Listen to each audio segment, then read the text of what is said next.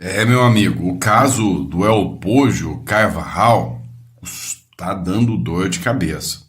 A velha imprensa vai tentar abafar o que está acontecendo, mas não vai conseguir, porque o caso está tornando-se tão grande, a repercussão está tão extensa, que o Trump vai utilizar isso para derrubar dois coelhos ou dois macacos velhos com uma cajadada só, que é o Maduro e que é o Petro, da Colômbia.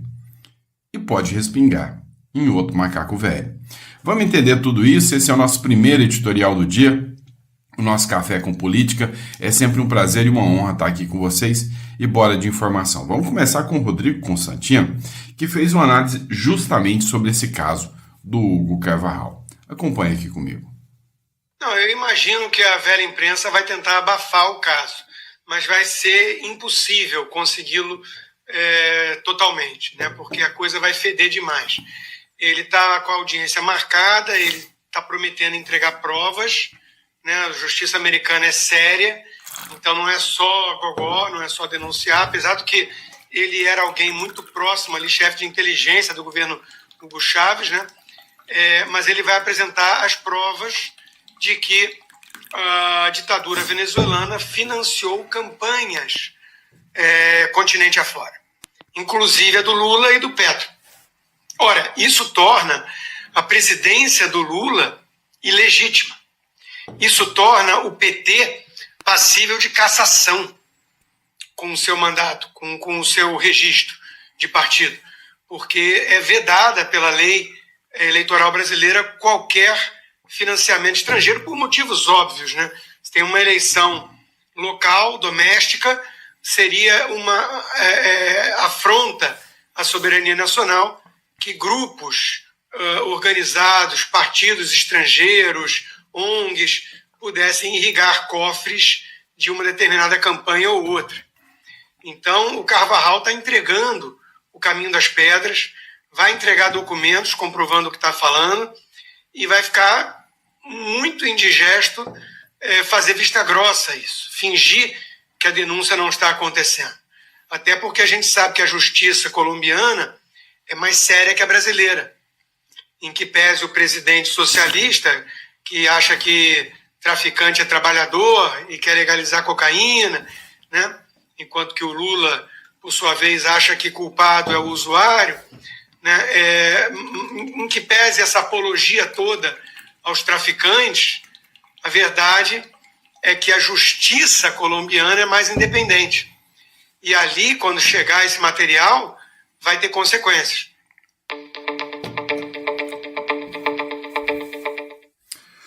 Eu achei a análise do Constantino impecável.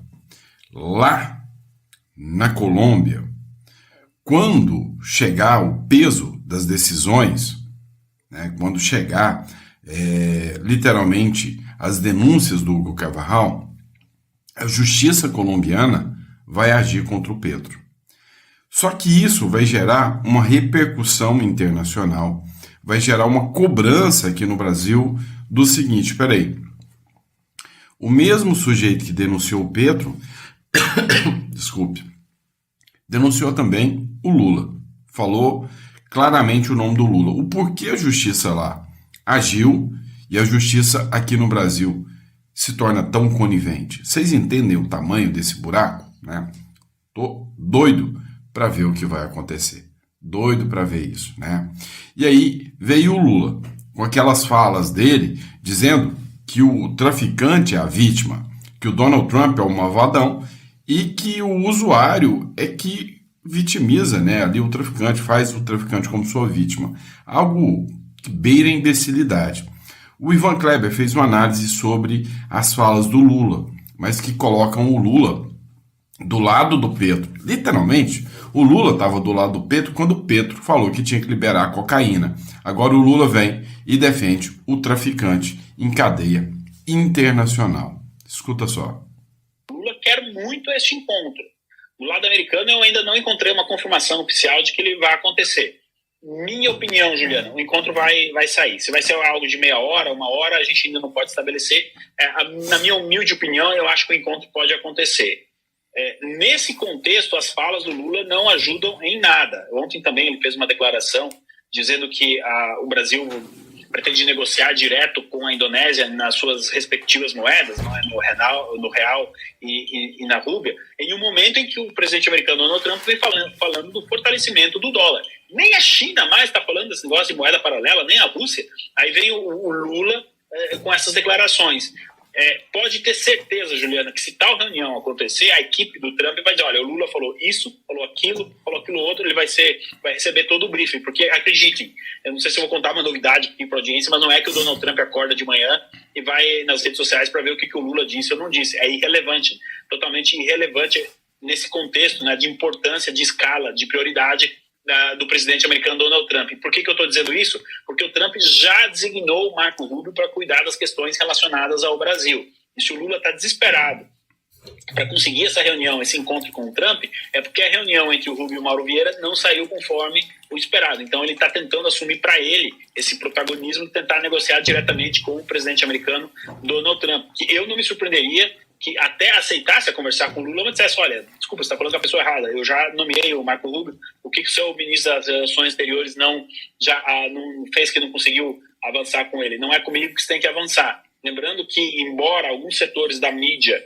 no Brasil tentem classificar o Rubio como isolado dentro da administração Trump, eu gostaria de lembrar que há menos de 15 dias atrás, o presidente americano Trump declarou que o Marco Rubio deve entrar para a história como o melhor secretário de Estado de todos os tempos. Se o Marco Rubio estivesse isolado dentro da administração Trump, provavelmente o presidente americano não faria essa declaração. Então, nesse contexto, Juliana, o Lula vai, de alguma maneira, tentar esse encontro, trazer esses pontos, e se ele, com essa abordagem, por exemplo, ele deu uma entrevista de manhã cedo na Indonésia, agora já é noite, né? Mas ele deu uma entrevista hoje de manhã, dizendo que o Trump errou ao aplicar as tarifas.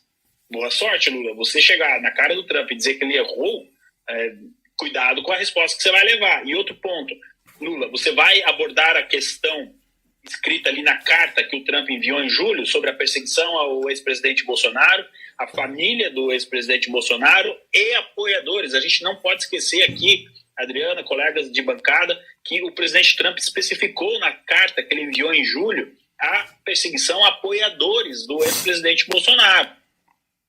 Pois é. O Lula vai ter literalmente um trabalhão, uma dor de cabeça em ter que explicar isso tudo para o Donald Trump. É inevitável, né, que o Lula passe por um momento aí, vamos dizer assim, passe por um momento vergonhoso se ele tentar falar isso com o Trump. E aí veio o Mário Frias e publicou um trechinho, né, lá da própria Globo, que diz o seguinte: nem a Globe passou o pano, uma grosseria com a família de todos que perderam parentes para as drogas, sobre a fala de Lula ao vitimizar traficantes.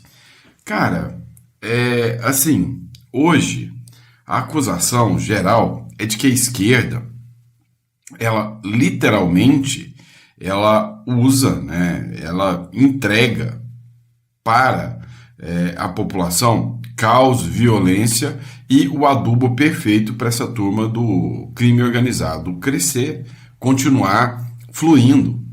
Dá uma olhada aqui no trecho onde nem a Globo passou pano para o Lula.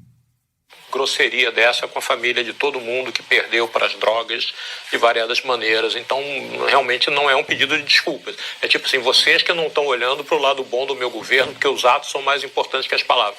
Se o presidente está dizendo para a gente não prestar atenção nas palavras dele, por que ele fala?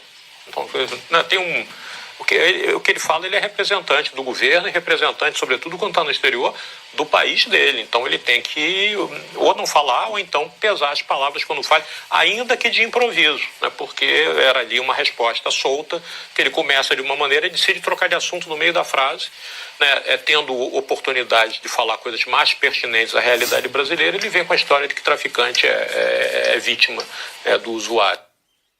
Pois é. Nem a galera da esquerda topou isso aí. Então, o grande calcanhar de Aquiles do Lula será a segurança pública, não tenha dúvida. A não ser que um grande acordo, né, com a turma, um acordo cabuloso aconteça para falar, ó, durante 2026, todo mundo para de agir, né? Sim, os traficantes, parem de agir, sejam bonzinhos, só para mim ganhar de novo. Depois que eu ganhar, vocês estão livres para fazer tudo que vocês querem de novo, né? Então, situação complicada. Vamos lá, vamos falar de economia um pouquinho. A intenção de consumo das famílias cai pelo terceiro mês seguido em outubro. Responde para mim. Você está com confiança em gastar o seu dinheiro mais? Sei lá, passar aquelas férias lá em Caldas Novas, na aguinha quente, né? Entrar naquelas piscinas quentinhas, termais, curar o reumatismo lá na Lagoa Quente, né? Tá a fim disso? Beleza. Você está disposto a gastar o dinheiro com isso ou você acha que esse dinheiro vai fazer falta? Hoje, a maioria das famílias não quer gastar o dinheiro, não quer consumir coisas, não quer trocar de celular, não quer trocar de computador, porque simplesmente sabe que esse dinheiro vai fazer falta e vai fazer muita falta. Então, a intenção das famílias de continuarem comprando está acabando, né? Está caindo. Por quê? Porque não sente confiança. A intenção de consumo das famílias brasileiras registrou mais uma queda em outubro desse ano, na comparação com o mês anterior. Segundo dados divulgados nesta quinta-feira pela Confederação Nacional do Comércio de Bens, Serviços e Turismo, né?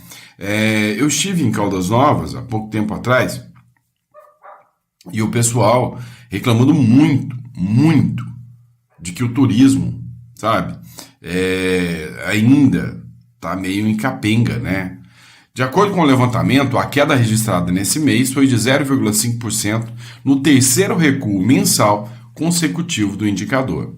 Já em relação ao mesmo período do ano passado, a intenção de consumo das famílias caiu de 1,9%, segundo os dados da CNC. Então, né, aí é complicado, porque as famílias acabam, né, perdendo o seu poder de compra. Quando o governo é gastador, gera inflação, né, gera tudo isso para as famílias brasileiras. Mas vamos lá. Pessoal, ministra do STJ, ela deu uma entrevista lá para o Arena Oeste. Essa entrevista, meu irmão, que bomba relógio que foi essa entrevista. Eu quero ver agora, né? Porque o que ela praticou foi ataque às instituições. Por quê? Porque ela falou umas belas de umas verdades, e isso é atacar a instituição. Eu quero ver eles mandarem prender ou colocar no Inquérito das Fake News agora uma ex-ministra do STJ. Dá uma olhada no que ela falou aqui. Quem soltou o Lula? O Supremo Tribunal Federal, onde não posso dar esta culpa ao ministro Fachin. Eu não posso. O ministro Fachin não fez isso sozinho.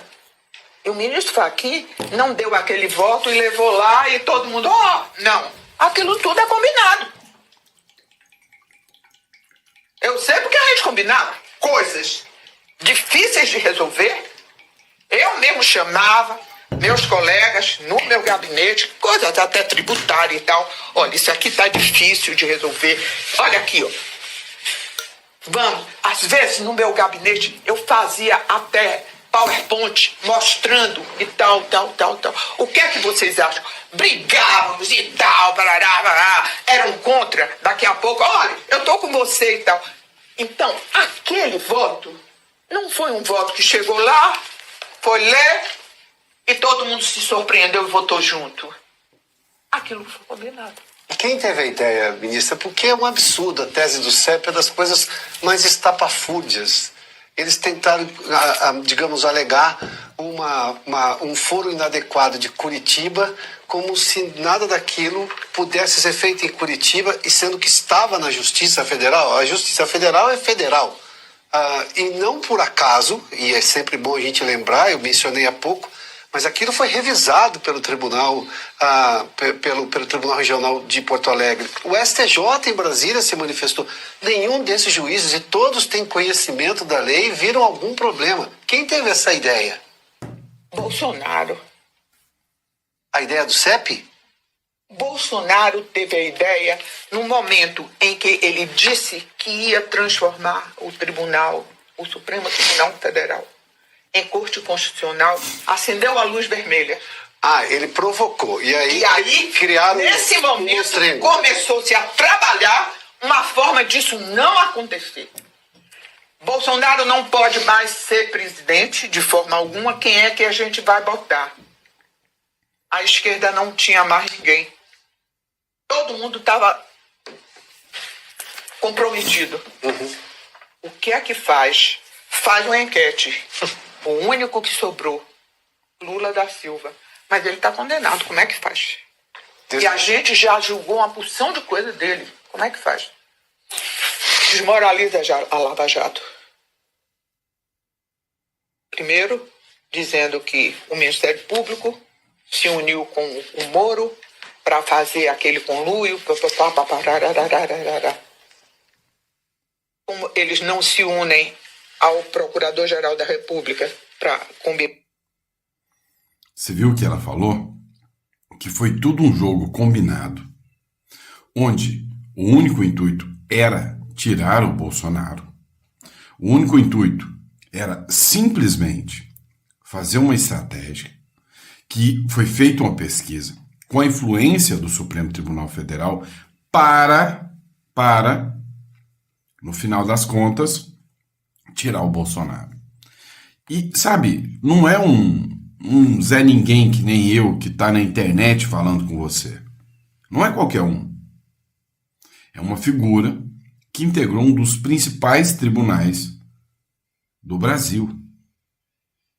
E aí começa a escancarar, né, o que é a justiça brasileira. E aí eu achei interessante uma resposta que o André Marsiglia deu, jurista, advogado. Preocupante demais. Fiquei assustado. Mas a gente tem que entender como que funciona o jogo, né? Como que funciona o judiciário. E olha isso. Você tem alguma esperança de que tudo volte à normalidade no Brasil, juridicamente falando? Não. Não tem? Não tem. Aí ferrou tudo. Não tem. Eu acho que nós vamos ter ainda até mesmo uma pior, porque a gente tem um problema cultural, né, no Brasil, que é as próximas gerações estarem sendo formadas dentro desse ambiente e achando que isso é normal. Então, uma insensibilização das novas gerações está por vir. Isso ainda vai ser algo pior. A gente tem uma alternativa política a esses governos que reiteradamente alimentam o STF e que, enfim, não são democráticos. A alternativa a isso é um projeto para muito depois. Não é para nós. Nós estamos aqui plantando tâmaras, como diz a Bíblia. Ou seja, estamos plantando para que nossos filhos netos colham. E é isso. Então, você tem que entender que você não pode parar de lutar porque você está defendendo os seus filhos, os seus netos.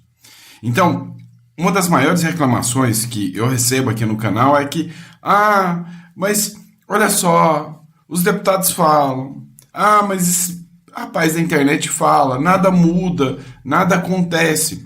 Infelizmente, como a Bíblia diz, estamos plantando tâmaras, ou seja, você faz uma plantação ali que vai ser colhida daqui 20, 30 anos, tá? Então, a gente está fazendo o caminho que muitos de nós ainda vamos ver essa mudança, outros não verão essa mudança, mas os seus filhos, seus netos, sim. E aí o jogo já vale a pena. E aí o jogo já é justo de ser jogado. Vamos lá, pessoal. Bora falar da situação do Maduro um pouquinho também, né? Os Estados Unidos enviaram porta-aviões e atacaram embarcações no Caribe. Ontem teve novos ataques. Separei uma matéria muito boa da Record aqui para a gente falar sobre ela. A ação ocorreu em águas internacionais, próximo à costa da Venezuela. O vídeo do ataque foi publicado numa rede social pelo secretário de guerra, Pete Hegseth. Segundo ele, 6 narcoterroristas que estavam no barco morreram. Este é o 10º ataque americano na região contra supostos cartéis de drogas. 2 no Oceano Pacífico e 8 no Mar do Caribe. Estados Unidos e Trinidad e Tobago anunciaram que vão fazer exercícios militares conjuntos a partir de domingo. O porta-aviões Gerald Ford, o primeiro e mais moderno da Marinha Americana, já está a caminho do Caribe. O navio tem capacidade para 90 caças e helicópteros militares. O envio ocorre após o presidente Trump anunciar que haverá operações terrestres em breve contra cartéis na região. Ontem, o presidente Nicolás Maduro fez um apelo. Not war, not war. Sem guerra, apenas paz, disse ele em inglês. Maduro também agradeceu à Rússia e à China pela venda de armas, que, segundo ele, garante a estabilidade na Venezuela. Os Estados Unidos impuseram sanções ao presidente da Colômbia, Gustavo Petro, alegando suposto envolvimento com o narcotráfico. Petro negou as acusações, afirmou combater o tráfico e que não ficará de joelhos. Pois é. E aí o ponto interessante foi justamente, né, esse. O Petro sofreu sanções ontem, né, na Lei Magnitsky, né. Lá na Colômbia, aqui a gente chama Lei Magnitsky, que é o nome. Lá as sanções da OFAC, o pessoal da Colômbia chama de Lista Clinton, tá? Lista Clinton, porque foi uma lei que foi criada na época do Bill Clinton, né? E aí chamou o nome de Lista Clinton. Estados Unidos também incluiu Verônica Alcocer, esposa, Nicolás Petro, filho, e Armando Benedetti, que eu acho que é o genro dele, dentro das sanções da Lei Magnitsky. Olha só. Mucha atención, hay noticias sobre una grave decisión que acaba de tomar Estados Unidos contra el gobierno colombiano. Juan Camilo Merlano, ¿de qué se trata? Catalina, el presidente Gustavo Petro, su esposa Verónica Alcocer, su hijo Nicolás Petro y su ministro del Interior Armando Benedetti acaban de ser incluídos en la lista OFAC, o mejor conocida como la lista Clinton. Acaban de ser... Então, aqui eles falam, né, que os Estados Unidos acabou de tomar uma importante decisão, e aí ele falou que foi o Petro, a sua filha e o ministro de Estado, né, sua esposa e o ministro de Estado foram sancionados com a Lei Magnitsky. Sancionados por el Departamento del Tesoro de los Estados Unidos. Esto quiere decir bloqueo de cualquier tipo de activo que tengan en los Estados Unidos, propiedades, cuentas, también bloqueo de realizar transacciones financieras con ellos. Por ejemplo, ciudadanos estadounidenses o empresas estadounidenses quedan prohibidos de realizar transacciones con cualquiera de ellos cuatro, así como también... E aí ele explicou que alcança todos os ativos financeiros, todas as instituições americanas são proibidas de fazer qualquer negócio ou transação com os 4 que foram sancionados, ou seja, foi, né, e os colombianos, a oposição colombiana está comemorando agora a sanção contra o Petro, né, por causa do seu envolvimento com o narcotráfico.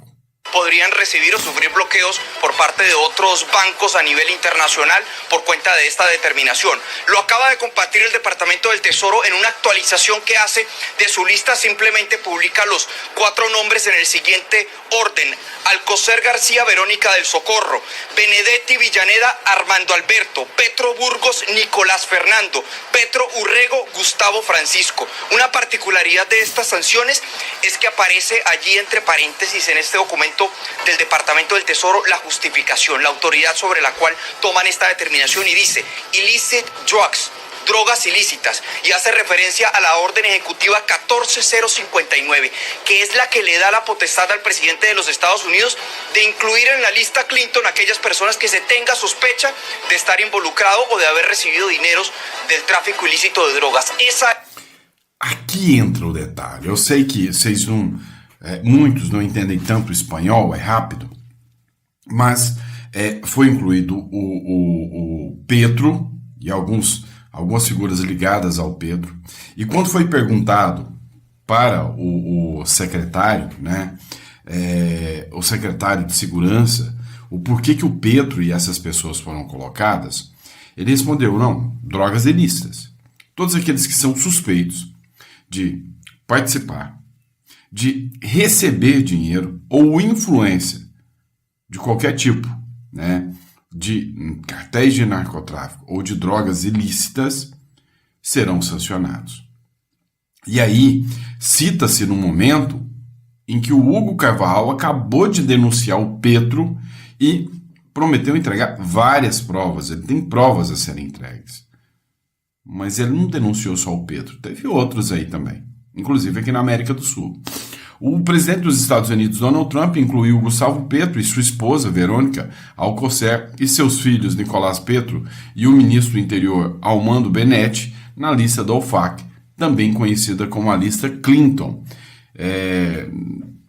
E isto, eu não sei o que ele falou aqui, né? Isso foi levado a público agora, né? Foi dado a conhecer, foi levado a público, né? Algum jargão ali da Colômbia, né? Então, enfim. E aí, o que vocês precisam entender? A minha visão é que o Donald Trump tá se baseando nesse cara aqui. Não no Eduardo Bolsonaro, tá? Mas no Nayib Bukele. E aí, o Eduardo Bolsonaro veio e falou, olha, é isso que o Brasil precisa. É de um Bukele. E se preciso for, Bukele serei. É o que diz o Eduardo Bolsonaro aqui. Você conhece Nayib Bukele? Talvez você já tenha ouvido falar o nome dele, né? Ele é o presidente de El Salvador, um país pequeno ali na América Central, só que ficou muito conhecido porque passou de país com maior índice de criminalidade em 2016 para o país mais seguro de todas as Américas e entre os mais seguros do mundo atualmente. Só que Bukele só conseguiu botar tudo isso adiante, não foi no dia 1 do governo dele, foi no meio do governo dele. Por quê? Porque quando Bukele foi eleito, ele não tinha maioria no Congresso. E ele mesmo disse que ele não conseguia implementar tudo aquilo que ele gostaria. Mas, no meio do mandato, em El Salvador, e isso não ocorre no Brasil, mas ocorre em El Salvador, teve uma eleição para o Congresso Nacional. E ali ele conseguiu botar uma esmagadora maioria. Quando esses novos parlamentares tomaram posse, lá é unicameral, não é bicameral igual no Brasil, no dia 1, o Bukele fez simplesmente o impeachment dos 5 ministros do STF lá, mais o Procurador-Geral da República, que eram os principais bloqueadores das políticas do Bukele. O Bukele sozinho conseguiria ter feito tudo que ele fez? Não. Teria sido bloqueado com muitos problemas, tal qual a gente viu Jair Bolsonaro no Brasil. A questão toda é que passa por dentro do sistema democrático se eleger, você criar a consciência na população para eleger uma maioria também dentro do Congresso. Caso contrário, a gente vai continuar elegendo, talvez até boas pessoas, bons parlamentares, bons presidentes, bons governadores, bons prefeitos, mas eles não vão conseguir fazer aquilo que eles desejam. E é isso. Então o recado é muito claro, né? Talvez o mais importante, que é focar em quem será o deputado que você vai votar, quem será o senador que você vai votar, você foca muito, eu vou preocupar no presidente, vou preocupar só no governador, mas não foca no legislativo, e a gente está acompanhando agora e vendo, né, a importância do legislativo dentro, né, a gente está vendo o legislativo, a importância do legislativo dentro do contexto político, né, para que as mudanças que a gente tanto almeja sejam implementadas. E aí eu vou te fazer assistir o Jornal Nacional agora. Jornal Nacional anunciando a chegada do porta-aviões para o Maduro. Olha só. O Gerald Ford é o maior e mais poderoso porta-aviões do mundo. Ele pode transportar 5.000 militares e 75 aviões e helicópteros. Destroyers também fazem parte do grupo de ataque. O porta-aviões está no Mediterrâneo, perto da costa da Croácia. Deve levar de 7 a 10 dias para chegar ao Caribe. Ele vai se juntar a 8 navios de guerra, um submarino nuclear, caças F-35 e 10.000 soldados que já estão na região, numa escalada de tensão sem precedentes com a Venezuela. O porta-voz do Pentágono, Sean Parnell, publicou nas redes sociais: a presença reforçada das forças americanas na área de responsabilidade do Comando Sul reforçará a capacidade dos Estados Unidos de detectar, monitorar e desmantelar atividades e atores ilícitos que comprometam a segurança e a prosperidade dos Estados Unidos e nossa segurança no Ocidente.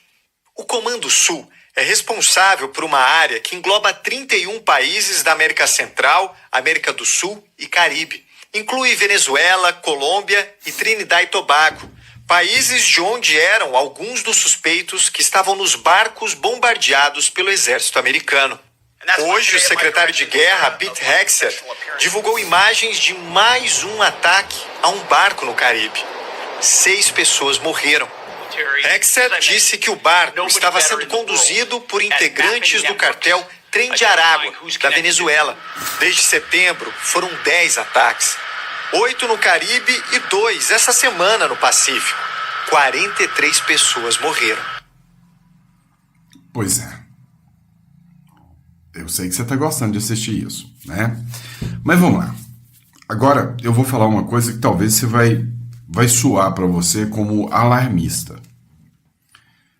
Você está vendo que o Trump está tirando todo o seu poderio militar lá da região do Oriente Médio, uma região de conflito, e trazendo aqui para a América do Sul. Para quê? Porque aqui você acha que esses ditadores vão entregar fácil? Olha, tem influência da China, tem influência da Rússia aqui na América do Sul e América Central, com esses ditadores de esquerda. Os caras estão dispostos a fazer com que os Estados Unidos gastem bala e se enfraqueçam. Olha, por exemplo, o que acontece lá na guerra da Ucrânia, que enfraquece a Rússia. Então, se eu digo para você que nós estamos sim com um risco real, de que tenha um conflito aqui na América do Sul. E aí é que entra o detalhe.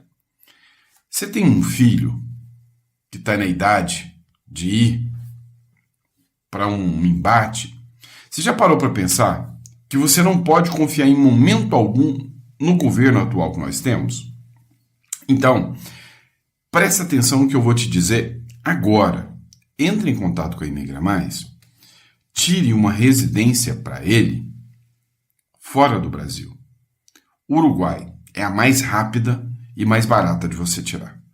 Tá? Então o Paraguai é bem mais demorado do que o do Uruguai. O Uruguai hoje é o mais rápido. Se acontecer alguma coisa, se você sente, como eu, né, a minha família toda tem residência Paraguai, Uruguai, e eu já estou no Uruguai. Mas se você, né, tá aqui no Brasil e vê que o negócio está escalando e pode chegar numa dessa, você vai querer estar num desses países que vão se juntar à Venezuela para enfrentar os Estados Unidos e vai querer ver o seu filho envolvido nisso, entrando para defender a soberania. Não. Então entre em contato com a Imigra Mais e tire a residência do seu filho. Né? Se ele não é residente no Brasil, ele não tem que lutar por batalhas que não é dele. Esse é um dos grandes detalhes que você precisa entender. Tá bom? E é isso. Muito obrigado pela confiança, pela credibilidade. E eu vejo vocês no próximo editorial.